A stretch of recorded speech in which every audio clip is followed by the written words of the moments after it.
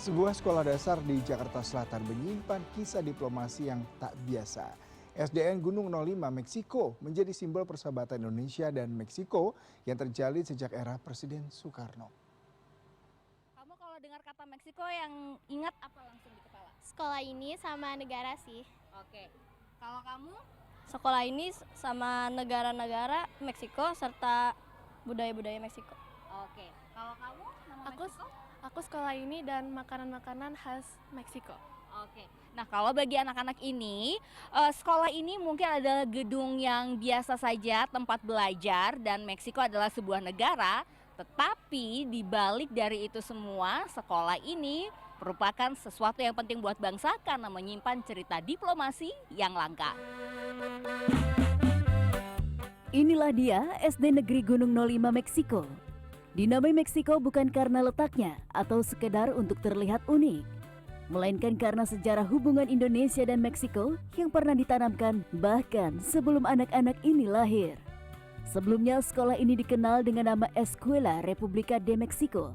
Dulunya SDN 05 Meksiko adalah bagian dari perencanaan kebayoran baru Kota Hijau yang dirancang modern sejak 1950-an. Dengan tujuan ramah lingkungan dan mengikuti iklim kota Jakarta, ruang kelas sekolah ini dibangun tanpa jendela maupun tembok tinggi layaknya ruang kelas pada umumnya. Nah, terkait konsep menarik ya, ini berangkat dari tahun 1950 gitu, karena saat itu perencanaan kota satelit Kebayoran Baru kalau masih ingat. Yang awalnya Kebayoran Baru ini ingin didirikan bandara internasional, tapi kemudian dialih fungsinya menjadi kota satelit yang waktu itu perencanaan ini identik dengan kota hijau. Jadi memang bangunan ini benar-benar hijau. Hijau artinya pusat hijau di tengah kota. Kira-kira seperti itu. Jadi dari situ. Sekolah ini awalnya dibangun Belanda dan diperuntukkan bagi anak bangsawan Belanda. Namun setelah Presiden Soekarno mengunjungi Meksiko pada 1958, bangunan ini berubah fungsi dan diresmikan pada awal 1960-an sebagai Sekolah Meksiko, simbol persahabatan kedua negara.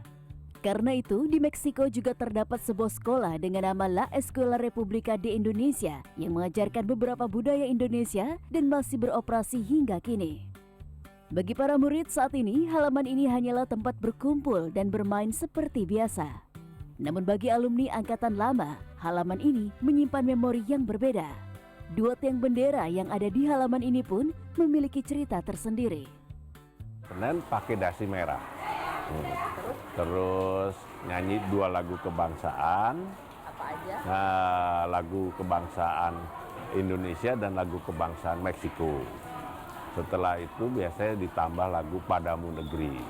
Naikin bendera satu-satu ya, satu bendera. Pada waktu naikin bendera Indonesia ya kita menyanyikan lagu Indonesia Raya.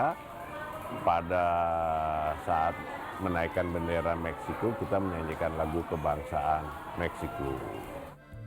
Karena adanya pergantian pemimpin serta perubahan kurikulum di Indonesia, sejumlah tradisi di sekolah ini pun berubah. Namun sejarah tetap bertahan. Hal itulah yang membuat komunikasi dengan kedutaan Meksiko terus terjalin. Bukan untuk mengulang masa lalu, namun untuk mencari bentuk kerjasama yang relevan bagi generasi hari ini. The most important thing about the relationship between countries is that they are not static, they evolve. And every day that passes, Mexico and Indonesia are stronger and has a strength, friendship and relationship, not only based in education, but in many cooperation areas that we like to strengthen. Such as? Maybe do you have... Universities, education, culture.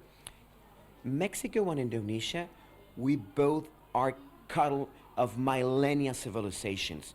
We have values in common and we have a very long-standing friendship. Sebagian bangunan sekolah telah mengalami perubahan seperti bagian halaman, tegel, dan atap aula utama. Meski begitu, sekolah ini masih mempertahankan bentuk arsitektur aslinya.